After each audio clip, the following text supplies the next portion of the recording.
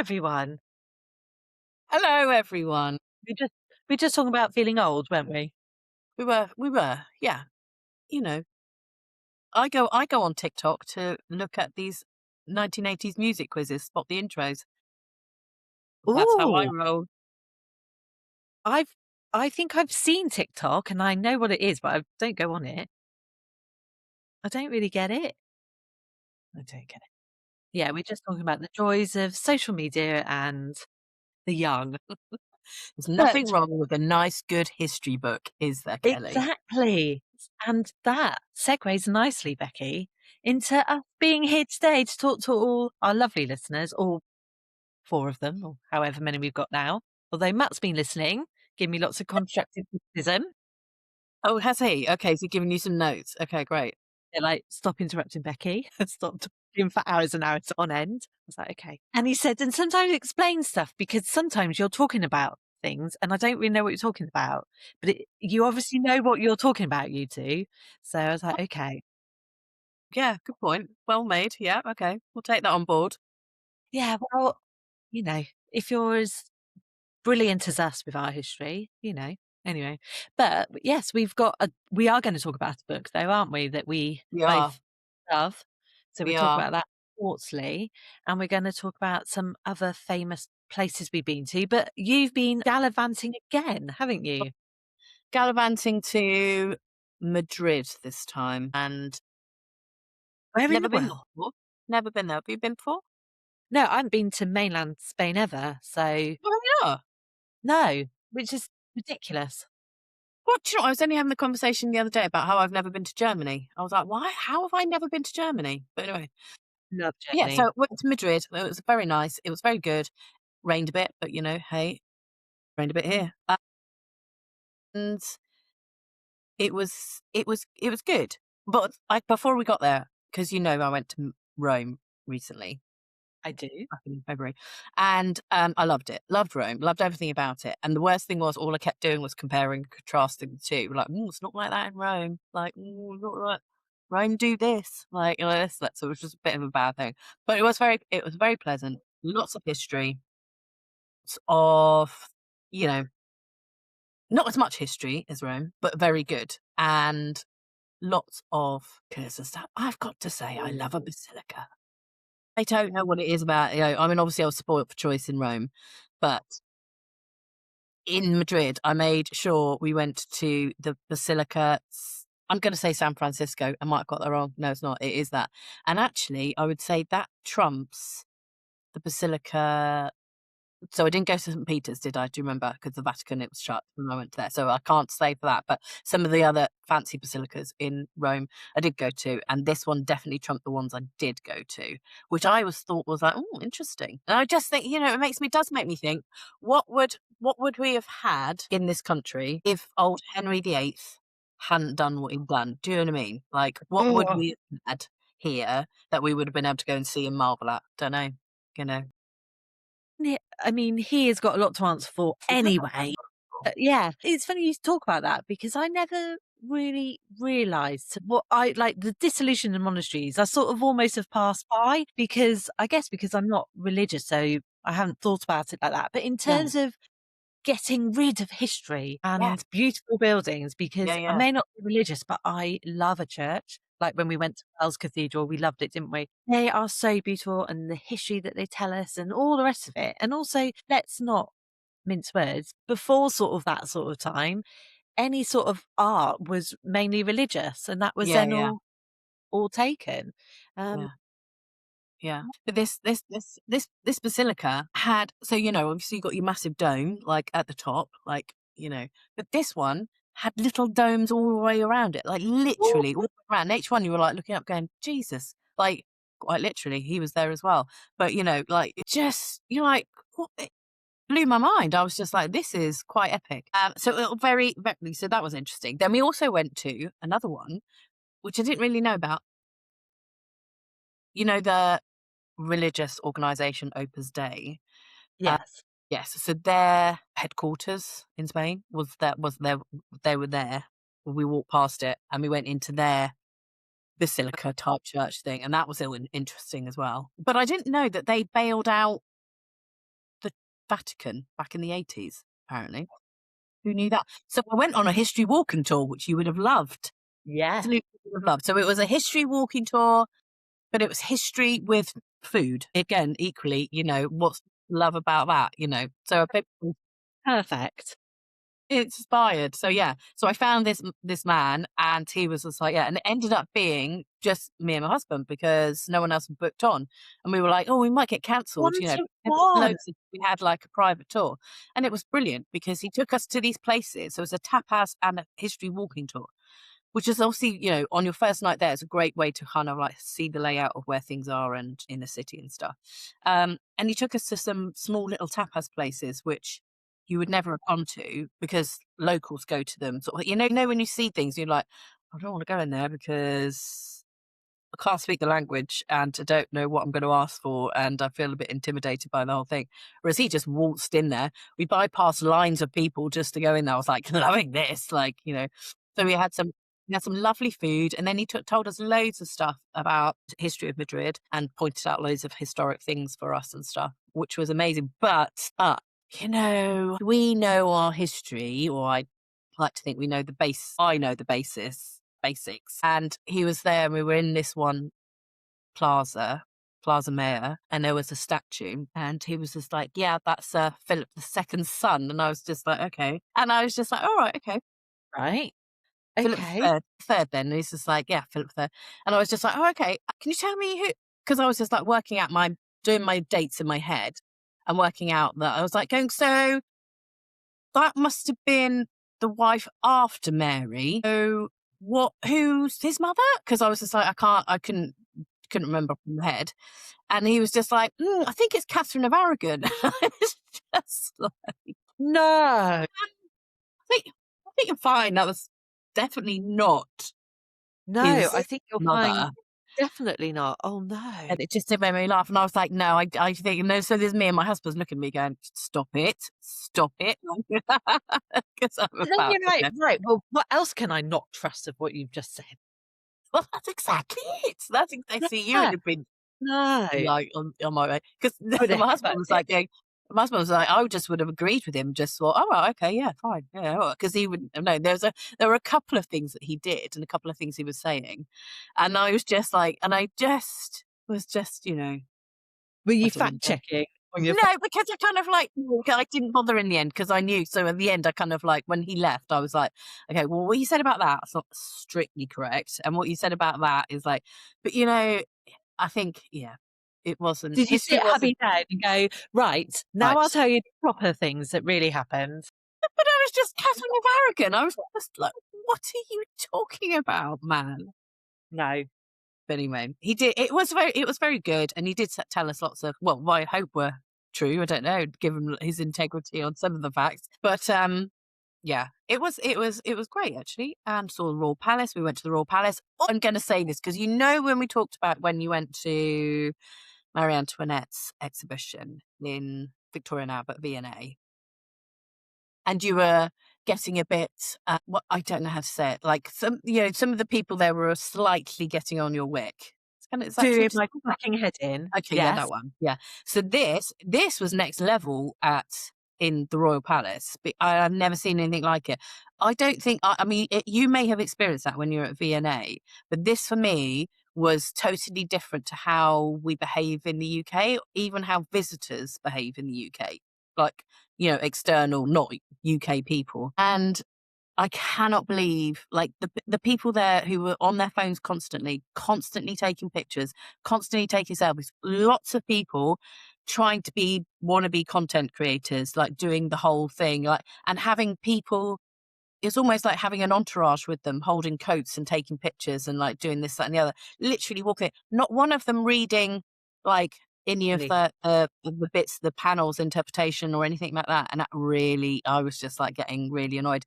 And what really annoyed me most was when people would just like putting their phones in front of you to take a picture. You're looking at the thing that you're supposed to be looking at, and you're reading the thing that you're supposed to be, and then they're just like going in front of you, kind of like doing that. And they're, oh, sorry, and I'm like, what is going You're on? not And sorry. no, sorry, not sorry. And then I kind of like, even when you kind of try and go, early on so you don't have the crowds. It just didn't make any difference. And these people, they had, and I was just like, this is the way things are going. So I think generally what we need to do is just book private tours just for us when no one else is around. And then we can enjoy it for how it's meant to be enjoyed, not for how people will interpret it on a Instagram, which no one's going to look at ever again in their lives. If they people will start going down the road of asking for non-phone days or Yeah, non-days to visit where people yeah, aren't allowed to take photos and stuff, yeah. that that is We frustrating. had that very discussion, like, about how actually I think it could be good, and I think I would like that Yeah. personally. I I I would definitely like that. I find that really frustrating. I think what I don't mind people taking photos because they're enjoying it so much. Yeah. I take loads of photos of things Yeah, me but I always too. Yeah. wanna make sure that I'm not in the way of anyone. Uh, and I know that it happens that I do, but it's when I hate it when people are having a chat Yes. with Oh, someone on the yes. phone. It's Yes. like Tom Jolly, now, "I'm in a Yeah. museum!" Get out of the fucking museum. You're on the if you're having it's different if you go, "Look, I can't talk right now. Yeah. I'm" Yeah, yeah, yeah, yeah. Yeah. but when you've got someone who's like, "So, how is your mum? Yeah. What oh, tell me what happened with your dog." And you're like, "No, get out." This that is ridiculous. Yeah. Uh, Yeah. But, don't know. Maybe we should just open our own museum or something and then, like, have our own rules, and that would be it. But yeah. yeah. Yeah. Yeah. But it What was, would we yeah. have in our museum? How do you borrow stuff? I mean, you work in a museum. How do you know when it always goes there's always something you want to go and see and it goes on loan to the whatever Yeah, yeah. museum. You're like, "One thing I want to see." How does that work? Like, is it like a library? You book things, stamp things out and in? I actually don't know. I've only been there 2 That's months. I'm not got that part of the collections bit yet. I don't think I you've just had time to Oh, find I these know. sort of No, things. exactly. Yeah, yeah. That's the curatorial team's job to sort that out. But yeah, but I don't know because we do have like our next exhibition, which we're coming up in the summer, is a touring exhibition. So we have that. So we'll have that in our exhibition Yeah, gallery, as is the one that we've currently got. All those items are on loan, but actually we have our permanent collection. I think we've got like 20,000 items in our permanent collection, and obviously not all of them are on show because we don't have room for that sort of thing. But yeah, yeah. yeah, it's quite big. That is interesting. So what was your favourite bit about Madrid? I think that basilica was my favourite bit, and the food. Obviously. This walking tour, you went around and like, "Oh, yeah, lovely." That What's it sounds just amazing. it was amazing, and they're sitting in those plazas, which are lovely, sitting in the sun on the Yeah, plaza, having some, like, little tapas and a little glass of wine, and then, like, yeah, it was all very civilized, all very yeah, nice, and you can see why. It's fascinating to hear this guy talking about how their work culture is and stuff, because we went to what is a market, but basically sells just tapa like, loads and loads of different, like, tapas stalls, different food stuffs, and it was just, like it was insane. We arrived, we went in there, and it was Saturday lunchtime, and it was super busy. You could barely walk. You couldn't walk through it, let alone see the stands with all the food type thing. And it was mayhem. And I was like, I've got to get out of here. I can't deal with this now. We'll come back later. Anyway, we met this guy and he said, no, what you need to do is you'll work on Madrid hours, kind of like, because this is what they do. They'll arrive at work at like 10 o'clock. And then, like, about 12, they'll go down to one of these little markets or all these little stalls and stuff. And then have like a little glass of beer and a little like snack. Have that at 2, then go back to work. Have that at 12, go back to work for a couple of hours, then go down again at 3 and have like another drink and a snack, and then go back and an espresso so they can wake themselves up, and then I'll go back to work and work until about 6. Then they'll finish there and then go for drinks after work and stuff. That's how the Madrid culture is, how the Madrid work culture is. I was like, sounds very civilized. And he went, and everyone stops. It's not like that they don't stop. You and I have just had a discussion about having lunch at your desk because you just don't stop. It really did make me think, like, God bloody hell, they've got that sorted right away. So maybe we should all yeah, move to Spain. I don't know. yeah.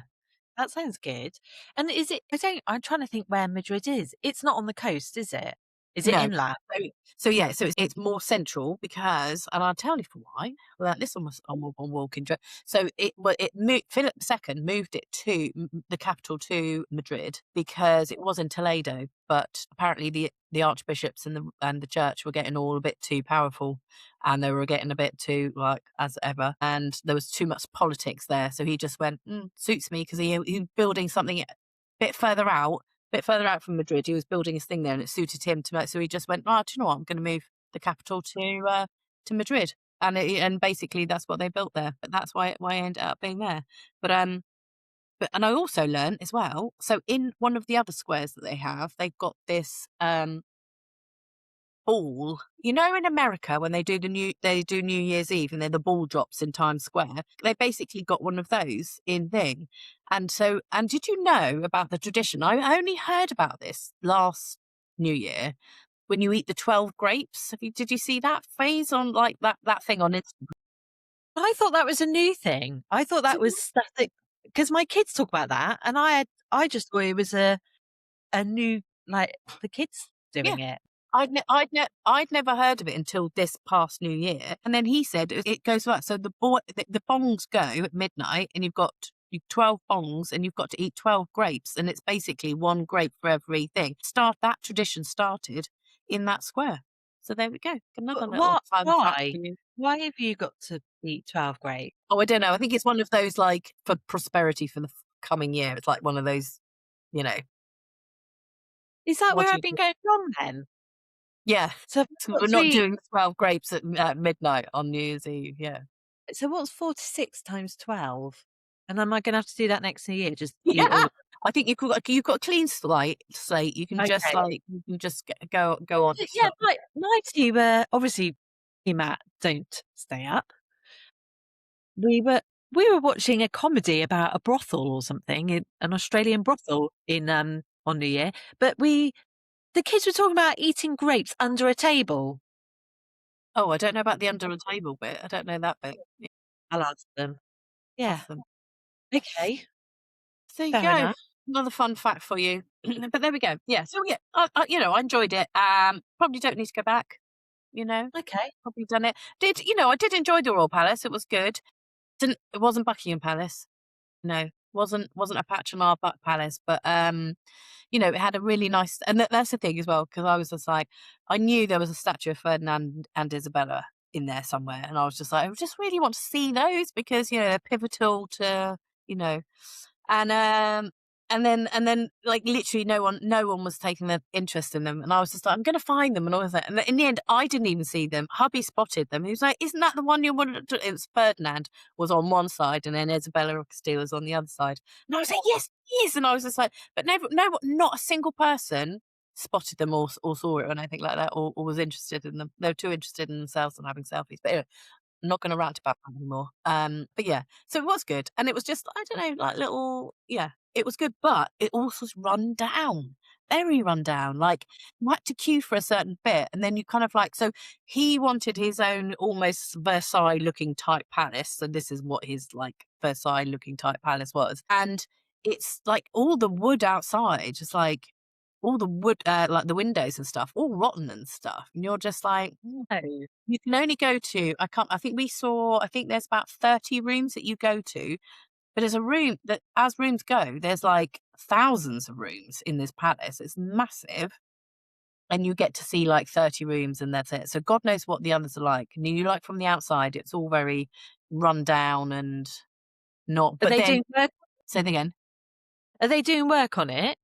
No, they And weren't. No. who owns it? Is it nationally owned or Yeah, like that?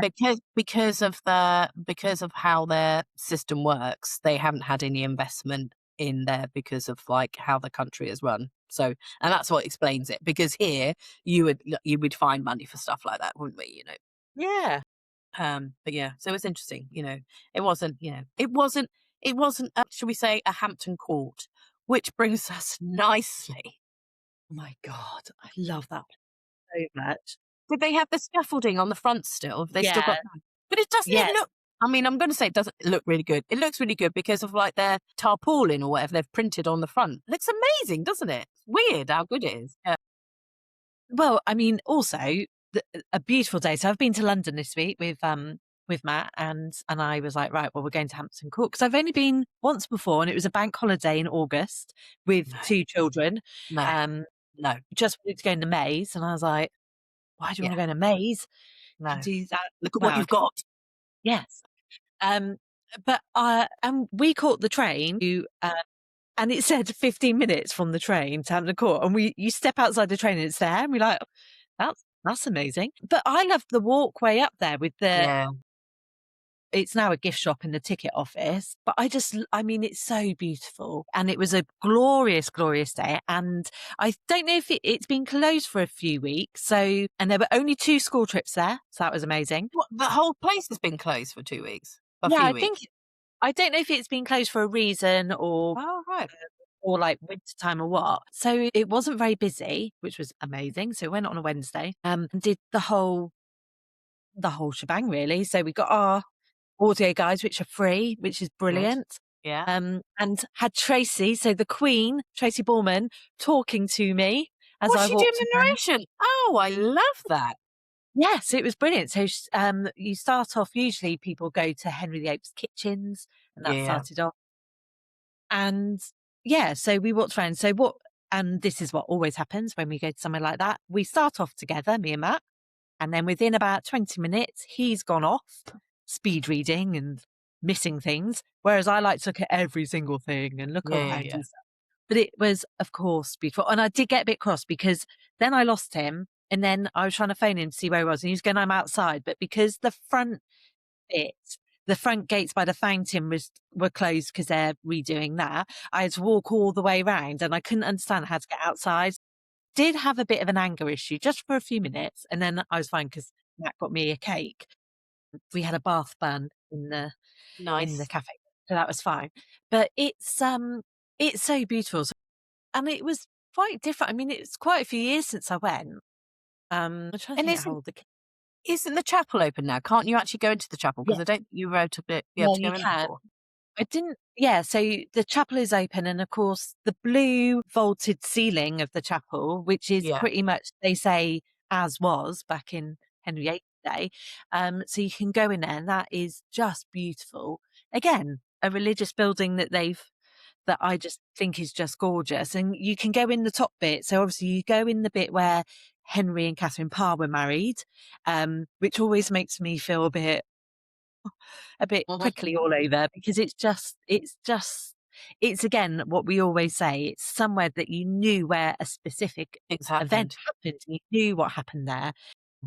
As with the Great Hall where people were waiting, I mean, they said, Tracy was telling me on my audio guide, the Great Hall where people were waiting once when Prince Edward was born, but also when Jane Seymour died, when Yeah. she was poorly after his birth, and then people were literally pacing around waiting for news about what was happening to her. So you know that there are things happening. There's the hall where Catherine of Howard allegedly ran down when she was being arrested or when the end was nigh to go Mm, and speak to Henry, and there's talk of ghosts being around, her ghosts around there. And so I don't know if it's psychosomatic or what, but you just feel yeah.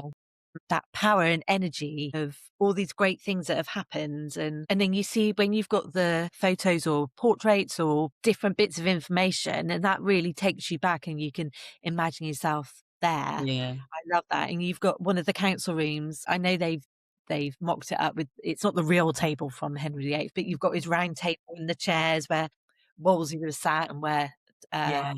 Thomas More was at, and where Thomas Cromwell was at, and the Duke of Norfolk, and all of that. And those are all the things that were really amazing, and incredible to see. And all the dark paneling of the woods. Like, you even see what used to be the toilet in the waiting room where everyone's sort of hanging around to try and get an audience with the king. And obviously you could be waiting hours and hours, so they had to Mm, have a little toilet to the side. I mean, the toilet wasn't there, but they reimagined it.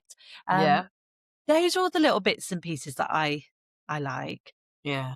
hearing about. And I went on a really sunny day, and there's some really dark rooms because of the Yeah. wood paneling. Yeah. And I know Yeah. that, I take it as a sign of wealth that they had all of that there. Yeah. That's But you have all the beautiful ceilings, yeah. and they were talking about a lot of signs and symbols that are still there from Anne Boleyn. Yes. And again, we'll talk about this another time, but we've been doing Owen and Natalie's course on rethinking Anne Boleyn, and they're talking about that.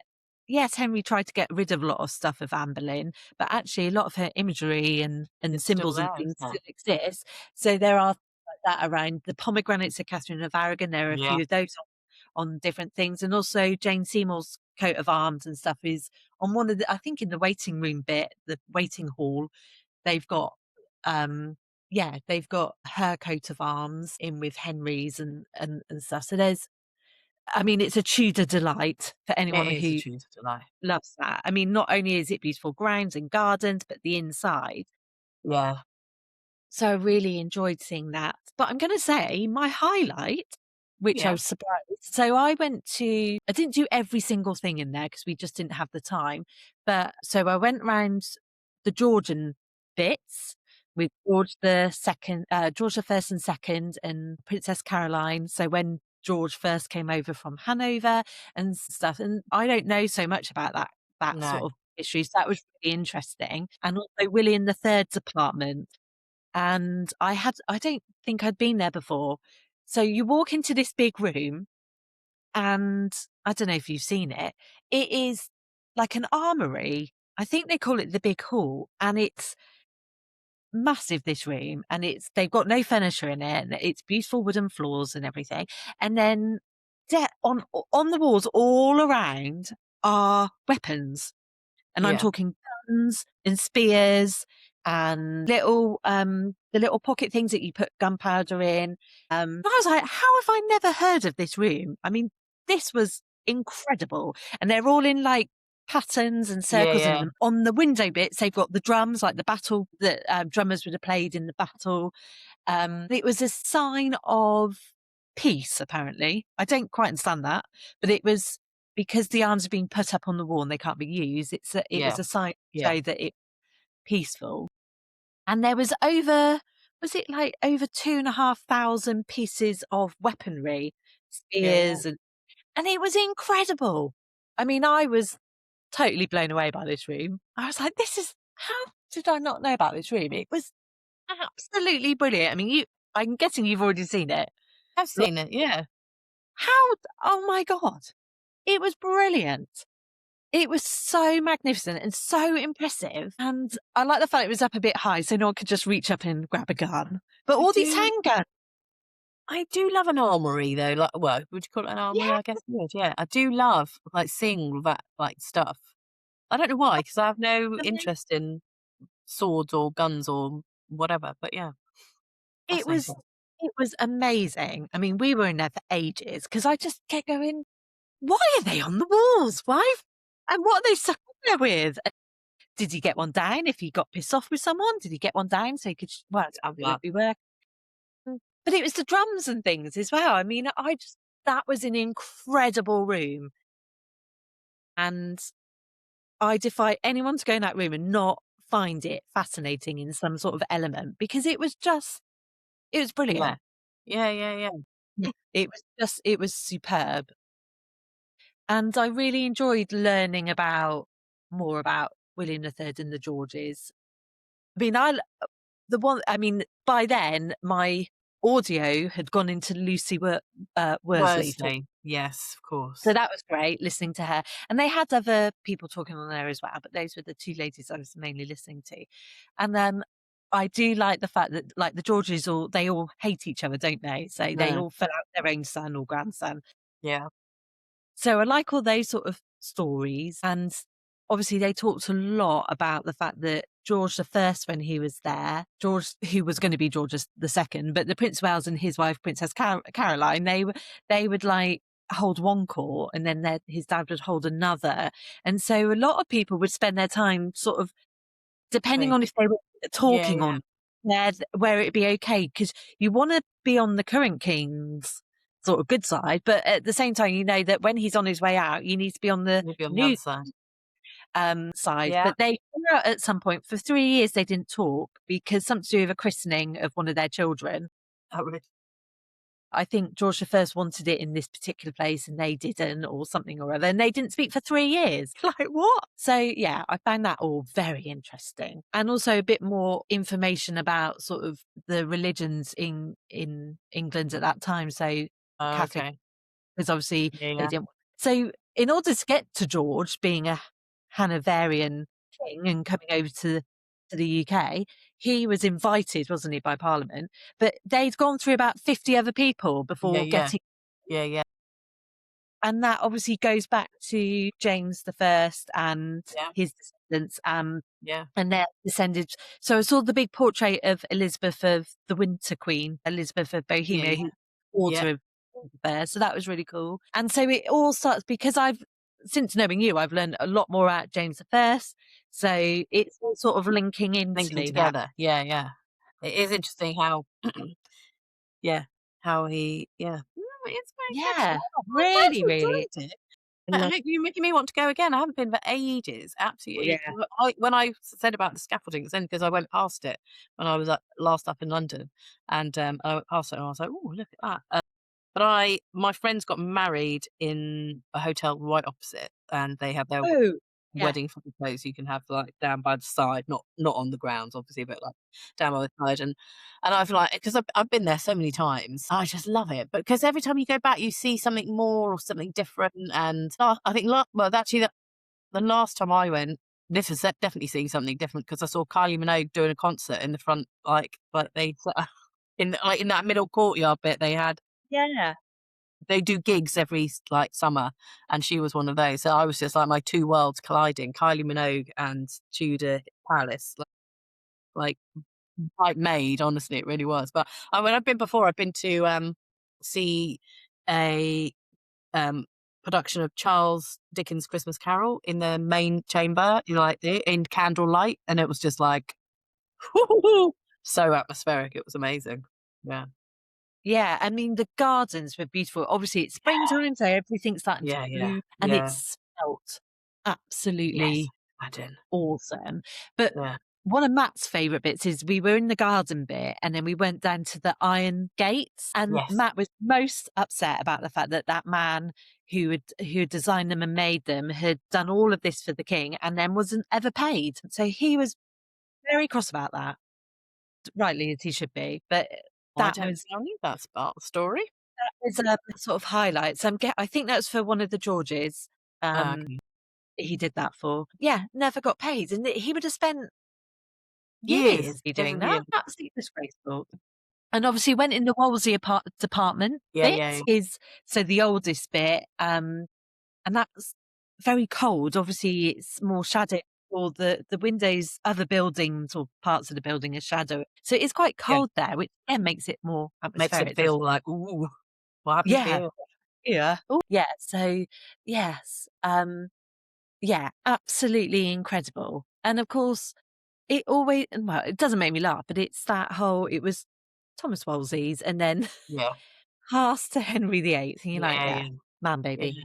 So, Man. yes, it's incredible. And of course, because you had all the wives there at some point or another. Yeah, Was Catherine Aragon there? I guess she visited Wolsey there with Henry yeah, VIII at some point. yeah. So, at some point, all of them All would of have them would have been there. been there. Yeah. He married Catherine Parr there, Jane Seymour died there, Anne of Cleves was there, Catherine Howard, yeah, and Anne No, Boleyn Cleves obviously. lived there. She didn't live there though, she went there for Christmas. That's what she did. Yes. Yeah, Yeah. yeah. The wise, wily, Wise uh, one. Yeah. yeah. So and again, they have lots of stuff for kids there. They have brilliant things everywhere, brilliant cafes, and it was quite reasonable, Yeah. Good. lots of that sort of thing. So an amazing day out. Good. I Yes, and it appreciate it. You've was definitely made me want to go again. I think we should oh, maybe do yeah, another trip there. Mm. yeah. Always Well, Madrid. yeah. Well, the thing is, you're like, where do you want to go to? Like, I want to go to Hever again, but Well, I've yeah, been well, there. we need to. Oh, yeah, we need to go together. I don't know if that's Yeah, we need to do that because we need to see because I'm imagining the reimagining of Anne Boleyn exhibition there, friend of the show, Dr. Owen Everson, that won't be that's only for this year, I think, It's isn't it? until January. Maybe we need to talk off camera and get a Date and date, time. um, It is. to either to go and see that, Yeah. because that is going to be amazing. And we will talk about that in the next couple of shows, won't we? Owen Emerson and Natalie Yes. Grieger's course on rethinking Anne Boleyn, which I've done a couple of them. I was at the live Q&A last night. There's one more to go tonight. Absolutely incredible. Yeah, talking about all things Anne Boleyn. Oh. Boo-hoo. Terrible, isn't it? Where else did you go when you were in London?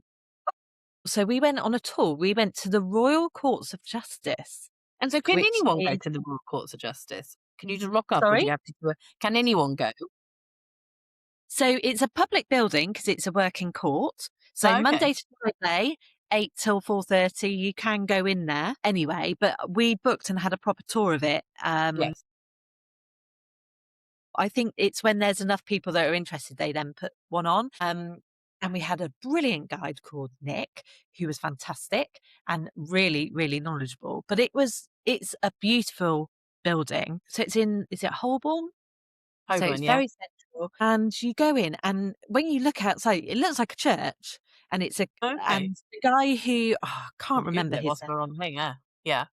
Shame on me, I can't remember his name. Who was the winner of the architectural process. So in Victoria's reign, they were basically saying, I think it was like 1860s, that they needed to have a Royal Court of Justice. So this holds mainly civil cases or appeals of criminal cases. So this is mainly, so the Wagatha Christie trials were there with Yes, yes, Colleen yes. Ruby and Yes. Rebecca Yes. Vardy. And Chris Packham was there recently for a libel case, I think. Anyway, so yeah, so they decided because of all the different courts in London, because of how big it is and populous, they decided they needed it all in one place. So they then set up like a bit of a competition, and the famous architecture of the day, again, his name escapes me, he was pretty miffed because one of his proteges got the job, really. And it took 9 years to Yeah. build.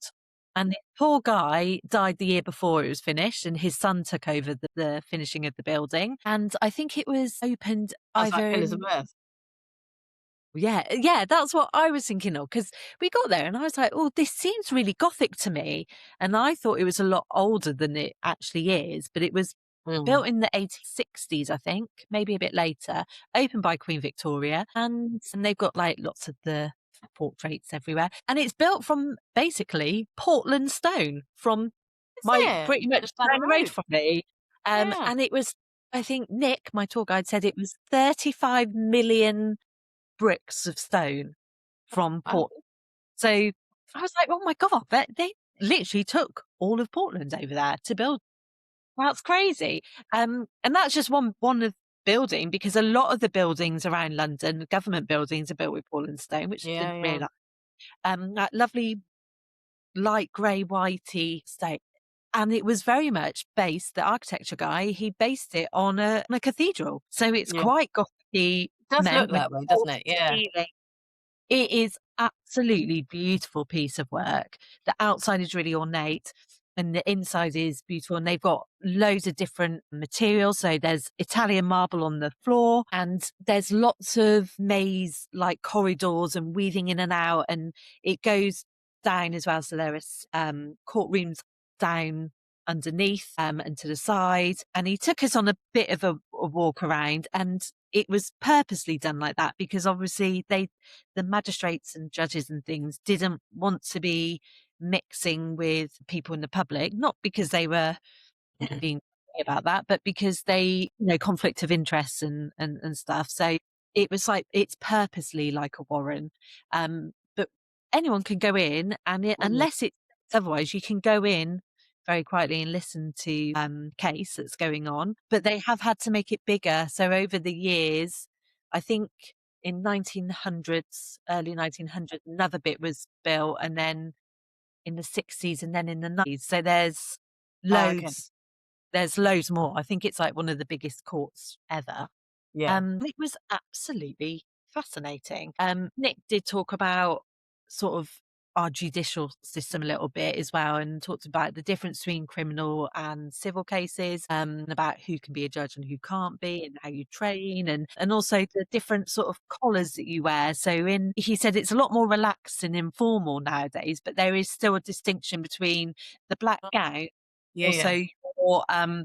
your Yeah, collar. yeah. So if you wear red, it signifies one, pink and white, and I can't remember all of them, but it's about family cases and Oh, I all those see. different Interesting. um, whereas like the Old Bailey and other places, it's much more formal. Yeah. Only I think the very high up judges on appeals for criminal cases wear the wigs still, but there were a few barristers walking around with the shorter wigs. But the long Okay. wig, apparently they came from the fashion as such for that came from France. I didn't realise. I thought that was older, and I thought that was a very much entrenched English tradition, Yeah. Yeah, wigs, yeah. but it's over. And the word for wig is a longer French word which shortened down and is now a wig. I can't remember the word. I will put it up on here. But it was really interesting to see the ins and outs of it, but also how many cases are being heard. And obviously, like usually libel cases and things like that, things are settled and damages are awarded, might be like £60,000 awarded, but then the person who lost has to pay the Cost. charges, the court costs, and they can be like 10 times more. So, Okay.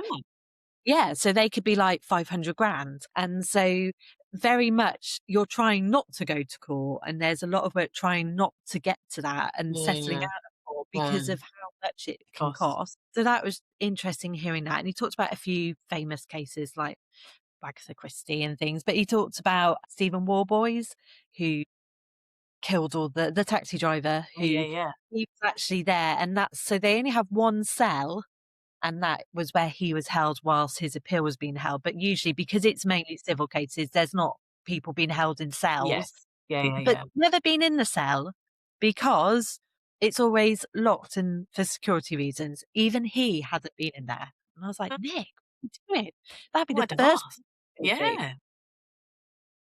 And apart from the dusting, which looked ridiculous, trying to keep that upkeep of all the nooks and crannies and all the Yeah, seats yeah.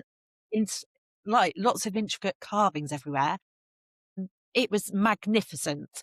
So definitely, if that is your bag to go and listen to know about things like that, that is really I interesting. I love mean, things like that, though. yeah, we were there. We were supposed to be there for an hour and a quarter. We were there for like 2 hours. And I mean, the tour guide, Nick, he's been doing that for over 5 years. So he really knew his stuff. And I think Mm. you could have asked him more questions if you wanted to and listened to all about it. And it was, yeah, really, really interesting. But what a beautiful building, the vaulted Yeah, ceiling. yeah. And I know it's there to be magnificent and imposing and, things like that. But lots of statues in there, lots of Yeah. paintings and pictures and all that sort of thing. Really impressive. And see wood in there and like the green leather, Yeah, sort of how, yeah. yeah, really Yeah. amazing. Oh, I'm gonna put that on the list because I think hubby would appreciate to go see something like that as well. Because it's not just Yeah. history, it's like, for him, it'd be interesting as well. But also saying about red leather and stuff, we also need to put in Houses of Parliament, visiting there. Have you ever been there? Have you done that? I think I've been in the hall bit. I don't Yeah. think I've never done a tour or anything there. I'm guessing you can. Can you just Yeah, walk yeah. in? You can't just walk in No, there, you can can't you? just walk in. No, Yeah. no, no. And then what was the other thing I was about to say? Oh, banqueting house has opened again, hasn't it? Down on, Whitehall. Well, it's not opened, I should say. There was some history content creators who got invited to go, and they just did a recent thing. And it's open on certain days. We didn't obviously get an invite to go and do that. That's fine. Lost in the post. We'll have to go and pay. But they are opening on certain days, and the next time I'm in London, it's not open. I was really disappointed. I was like, "Oh, go on, that'd be really good if I could coincide that." And like, but we'll have to add that to the list because that obviously falls under historic royal palaces as well. So yeah, Yes. so it'll be Yeah. good to Uh, sort of I like mean see where. I mean, I love London. I mean, we did spend a couple of days just walking around, and it was Um, nice because we didn't have to be anywhere, and we kept going, right, well, we won't do a big walk today, and then we walked all Yeah, day because yeah. you can. I love looking at the street names and Yeah, yeah. things. I mean, it was busy, but it was yeah, it was fantastic. It was really amazing. And really, like, we always try and have something particular that we want to do there. But then sometimes it is nice just to walk around. I mean, we went to Borough Market, so did Yeah, see Southwark Cathedral, one of our favourite places. yeah. Um, and that's incredible, and the food there, it smelled amazing. Matt was in a wine mode, so there was a lot of wine drinking on his behalf. Was Yes. bless him. And it was just yeah, and we got these amazing pies, pork pies. I had a pork and Stilton pie from Mrs. King in Borough Market. Oh my god, it was weighty. I think it weighed as much as my head. Oh my god, and it was amazing. So The yes, chunky all in pork all pie, lovely. oh, Very yes, good. all in all, a great trip. Yes. Good. Yeah, we do. We need to make some plans, Yeah, definitely. we do for this summer, sure. Of Yeah, course, we need to go but to my ex-uncle, like, his castle as well, but yeah, we'll talk about that another time. But yeah, we need to, good old, Clifford Castle, I believe it's called. I'll need to, park that. Let's park that, and we'll revisit that. But yeah. yeah, definitely need to do that. There are basically we both need to quit our job, win the Yeah. lottery, and God, yeah. go on the progress. Yeah. Yes. Yeah, we do. And then the other thing we need to talk about, because we haven't had a chance, is that Mhm. book that we alluded to earlier, Queen James by our favourite.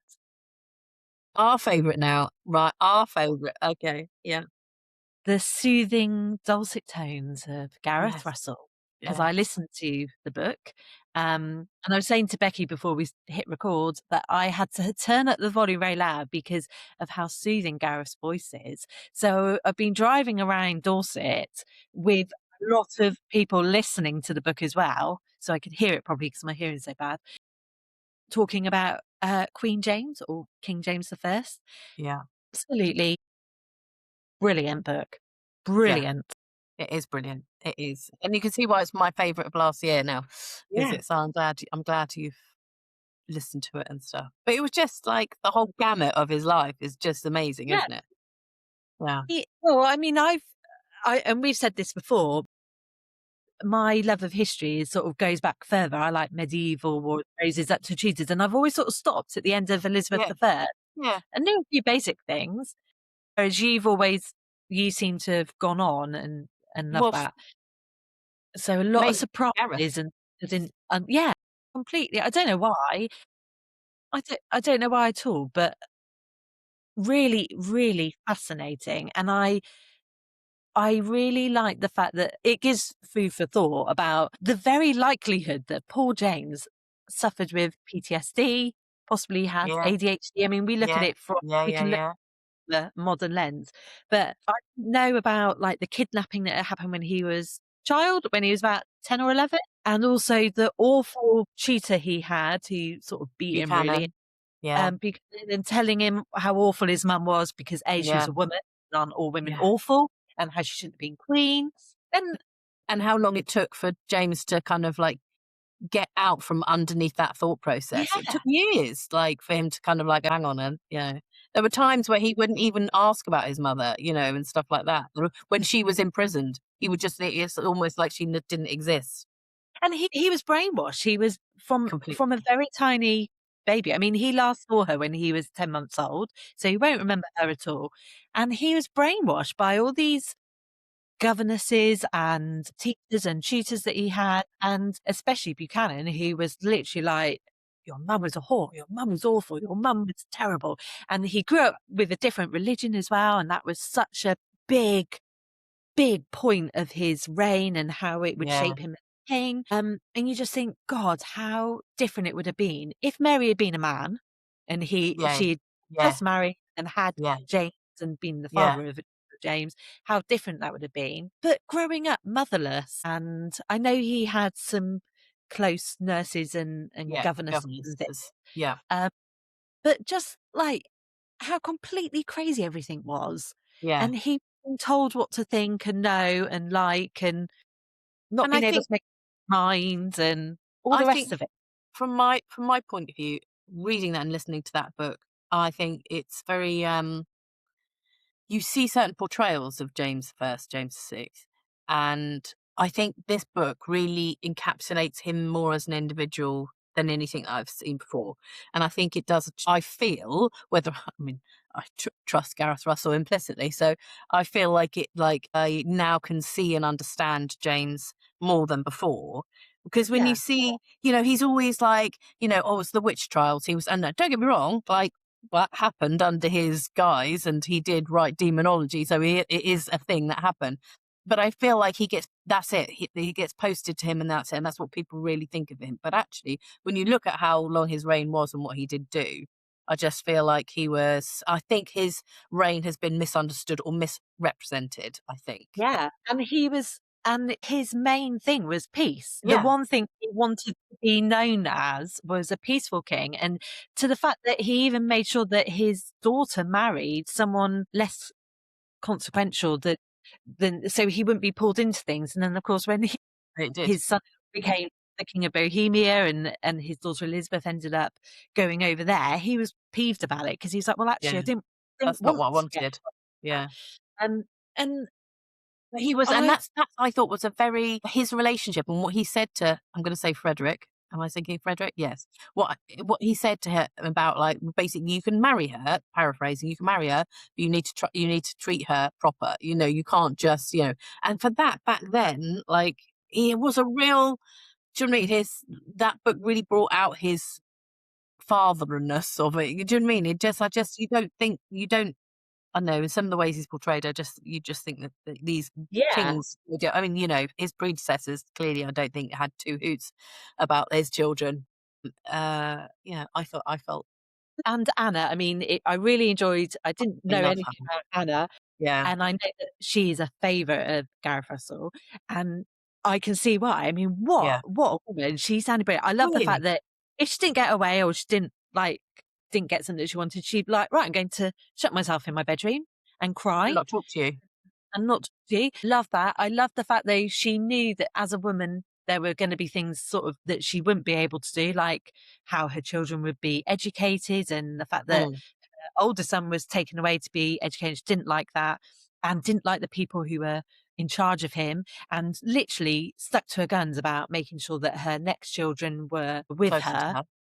I didn't realise how many children they had. 7 Yeah, children, yeah, and yeah, 3 lived past sort of plus 10, and obviously they lost their heir, Prince yeah, Henry, Henry. isn't it? Like, later on, and because she had been brought up in a real family and who were all quite close, and I like the fact that James, because he went over to get her, and Yes. when they got married, he was able to sort of see what a family was Yeah, like. yeah, He seemed to be very close to her family, so they obviously nurtured that as much as they could in their positions. I really liked them as a couple. I mean, obviously with his sexuality, they they had a marriage that worked for them. I know that there were periods where they didn't get on and stuff, yeah. but really, in the great scheme of things, There was like, a good he shut himself away, didn't he? When she died, he shut himself away for, like, 3 or yeah, 4 days, couldn't cope. couldn't eat and stuff. I like the fact that they were obviously devoted to each other, even if it wasn't a true love way, and I just really enjoyed hearing about that, and then I enjoy all the obviously, the gossipy stuff about who's the favourite and things like that, and I find it really strange, the whole everyone knew that he was having relationships with men in whatever form it was or wasn't, but no one would ever sort of state it properly. When you And had those it was scandals And it was happening. normal, and it happened, and no one blinked an eye. It just carried on as, yeah, which actually should be exactly how it is, although he Yeah, was married. yeah, I know. yeah. Really like Queen Anna, and I liked her. There are bits of it where I just like, what were those thought processes? Like the fact that he went and got her. She had the proxy marriage, like when she was over there, but then couldn't get to his country because of the weather. And so he went and got her, and you're just like, "What a weird thing for a king to go and do." Do you know what I mean? Like, it is a bit strange, isn't it? Wouldn't you just, Was you know he was gone for over 6 months, and there were no problems in Scotland, Yeah, like, no major problems at yeah, that time. yeah, And that's a real testament to him, because he was still very young, that he yeah, could leave his kingdom after all the stuff that happened with his mum and before that, like the changes of power, he was able to go and do that to bring his Yeah. bride home. But Yeah. yeah, that's like, he Crazy. seemed to have been ultimately a decent guy. Yeah. Yeah. And also Charles the First, I don't know much about him either. Yeah.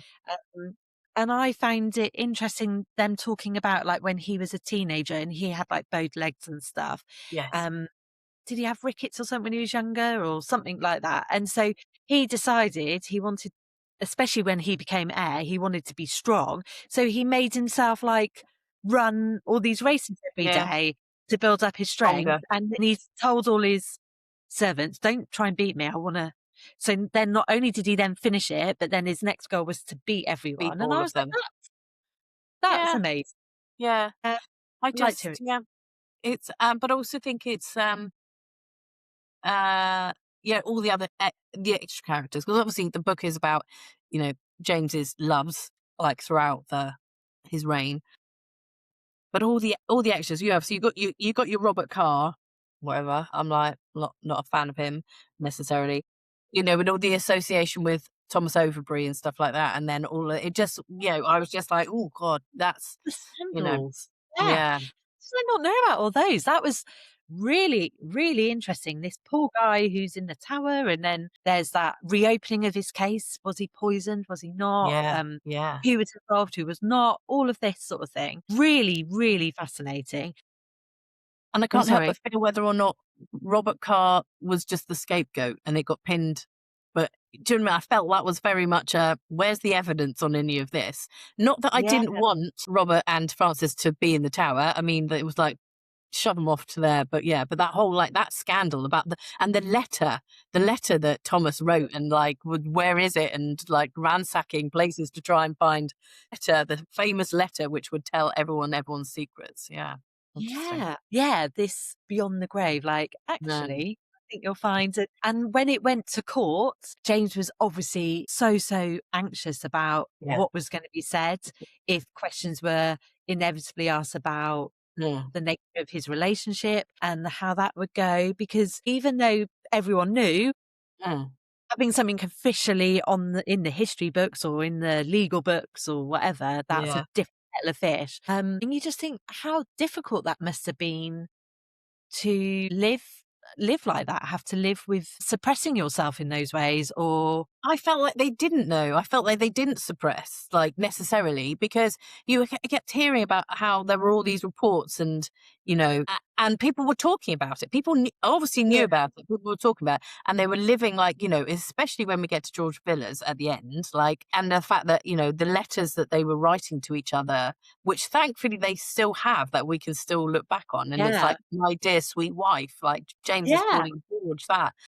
And the way that, and the some of the letters really made me hoot with laughter, because it was just like the innuendos of like yeah, what they were saying about, "Well, I can't wait to," or something about your bedpost or something like that. And I was just like, I think you're meaning something different there. And there was another one where he was talking about your grip of your hand or something, and I was like, you're definitely talking about something different here. And it just, yeah, it really made me laugh. But they were so obvious in some ways, and then when it came down to it, they were like petrified that they were going to be, well, I don't know what they would have done, because he was the king. So what would yeah. have happened? I don't know. I I think I think from what I can understand, it seemed that James wasn't so worried about the legalities of it. It was more the religious sort Yeah. of Yeah.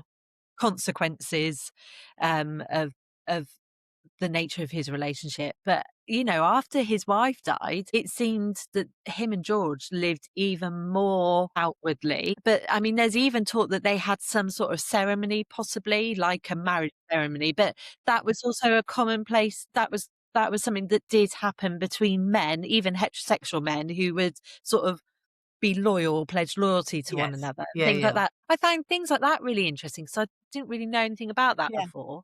So But and then George is there, and obviously he gets married, but he gets married almost quite later on in the scheme of things, and has a successful marriage and child, who James is then godfather to, yeah, is and um and dotes buys on, is almost like a for grandpa version of, because of his age and stuff like that. And you're just like, "That's fascinating." So what I find fascinating is, like, I'd like to be George's wife to work I out don't know. see it, to be in her shoes and go, "I'm gonna fully accept this because this is Yeah, what's fully acceptable, so it is. this is how it is." But I'd just love to be in her shoes for a day just to sort of, like, see Yeah. how that court played out, how their relationship played out, and where she was within the whole scheme of things.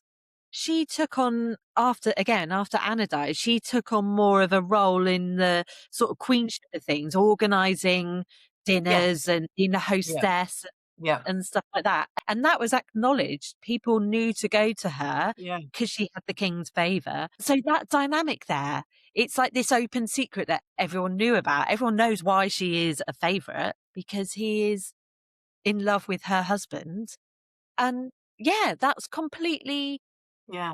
insane, and I find that absolutely fascinating. So now I want to read more about George Villers. I want to Yeah. watch George and Mary again, because I Oh, think the TV program that we talked about, because I think yeah, I'll yeah. see that different light now. But Because I I think for of that though, I felt that both James and George were portrayed not as accurately necessarily as they should be. I think it was hammed up. I'm going to say hammed up for the TV production because George turned into a bit of a like seemed to be the bit of a I mean, obviously the mother was the big orchestrator, but when you would look at Gareth's book, yes, she was, and there are bits in there which we know about, like, how he got betrothed to his wife and stuff like that. But was it really as bad as that drama is actually leading us to believe? I don't know. You know. and the whole dangling him. So because Anna and was it the Archbishop were like, "No, we need our own guy. Mm, We need to get rid of Robert Carr. So we're gonna dangle this beautiful, like one of the most beautiful men that's ever existed. We're gonna yeah, dangle him right in front of James." And it took him a little bit of time, and he gradually, and I like the whole politics behind the scenes, because you're like, was James oblivious, or did he know exactly what was going on? yeah, When they're like, "Oh, there's an opening. Someone's retired to move yeah, to the country or go on a yeah, diplomatic yeah, mission, yeah, and now there's yeah, an opening in the bedchamber. What about George, this beautiful yeah, young man?" Then Robert's like, "No, not him. He's horrible. He's awful." And they're like, "Well, actually, can be." Like all of that. I mean, yeah, he wasn't a stupid guy. He must have been like watching it all play out. I mean, and also he seemed to very much care about what happened to those loves of his life. And I yes, found Esme, which took me yeah, a little bit to realise Esme was a man, because I was like, Esme is a woman's name. But all of that, and the fact that later partly, yeah, his his children were involved with James yeah, yeah, and like things. So that was really, really interesting, because I didn't really know much about that at all. And I just got the feeling that I thought James was a good guy I and thought he was a good guy. Yeah, a good king. yeah, And I love the fact that he swore like a trooper. yes, Uh, like a fish. yeah, drank like a fish. It seems that he did his best, or tried his very best, even if he got things wrong, like one of the last major kings. I mean, obviously before that it was Henry's three children were Mm, king and queens of England, but the last major king that you had was Henry VIII, who was a tyrant, and people would quiver in his sort of yeah, wake about and what wind direction was going yeah, on. yeah, yeah, yeah, James, who was a different kettle of fish altogether. Um, Really, really interesting. And yeah, I want to know more about George, more about James, more about Charles I, more about Anna. I yeah, found Elizabeth, their daughter, really fascinating. Lots of different characters to find out about. And I love the sort of end where Gareth also sort of did a bit of and what happened to all these people that yes, he yeah, talked yeah, about, and sort of how they ended their lives and things. Really interesting. But also, the very beginning of the book, he talks at length about the relationship between Mary Darnley and yeah, his parents, yeah, the Lennoxes, and obviously his stepfather, Lord Bothwell, and what happened there in the leader. He set mm, it really well to yeah, get a yeah, really understanding of what James was born into yeah. and the state of Which affairs you in Scotland. needed, didn't you? Because Yeah. And I've always looked at things, I guess, looking at it from an English perspective, looking out to Yes. Scotland, whereas this was Scotland looking into England. So it was a great way of looking at it. Yeah. But if in doubt, if you've got a problem and you need someone out of the way, send them on a diplomatic mission. Yes, put them off That to is what to do. So, ambassador of Poland or wherever it was. I was just all Russia he wanted him to go to and stuff, yeah, like, but I get him can't out speak of the the way. language. We'll learn it. Yeah, that's not my problem. Sort yourself out. So lots of things like that really made me laugh. It was Yeah. yeah, it was really and some of the things I could, because you're hearing Gareth read it, you can literally Oh, hear yeah. a bit of sarcasm here and there. You're like, I love it. There And was like he's like he had a face like a lettuce or something like that, and they were like, as attractive but as interesting as a like wooden stump or something like that, and you're just like, it's too funny. there's yeah, again, it makes me want to go out for dinner with Gareth Russell. So Yeah. that's an open invite, Gareth, if you want to go out with us. I think we'd have a We're I always think we'd open have for a that, hoot. to talk about, your favourite, but absolutely brilliant. I'm so pleased I read it, and Good. I'm sorry it took Yeah. me a while to get to it, but absolutely Yeah. fascinating, and really And put George things. isn't as bad. Duke of No, Buckingham isn't as bad as you think, is he? no, he Yeah. wasn't.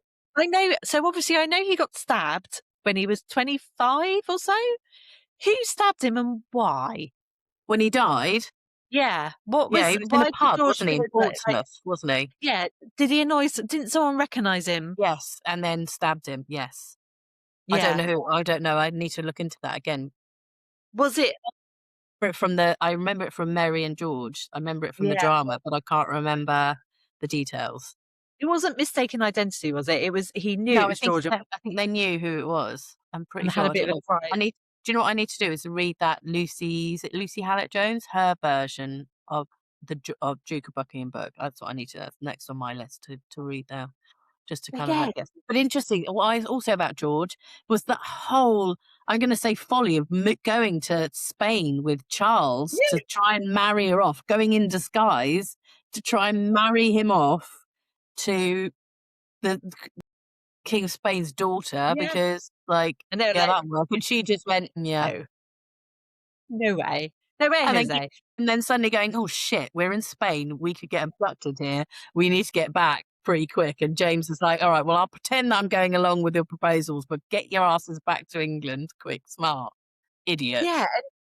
and when if you want to create a diplomatic relationship with another country, why wouldn't you send your boyfriend? Yeah. Like that with your teenage son and heir to the throne. That was strange. And the other thing I liked about James is the fact that he was very good at going, "Oh, I totally believe and like you now," and then would harbour Yes. revenge. Like he was the ultimate a Yeah. revenge Yeah, yeah, best yeah. served cold. Really appreciated all of those things, Yeah. and that he'd learnt the hard way. You know, he did not have a secure and happy No, childhood. Yeah, very strange. and yeah, absolutely brilliant. So yeah, if Very you've good not book. read Queen James by Gareth Russell, You need to. go and get it or listen to it because Gareth reads it, so even better. But yeah, absolutely amazing. So thank you, Becky, for widening my perspectives on Welcome. of history. Yeah. But as usual, we've gone well over an hour. Well over an hour. Yeah, can't help I'm ourselves. hungry. My doorbell's just gone. Your So doorbell's going, and I need to carry on with work, so yes. yeah. So we say goodbye for now. So And, goodbye, everyone. we will see you on the next episode. See you later. Goodbye, everyone. Bye bye. Bye.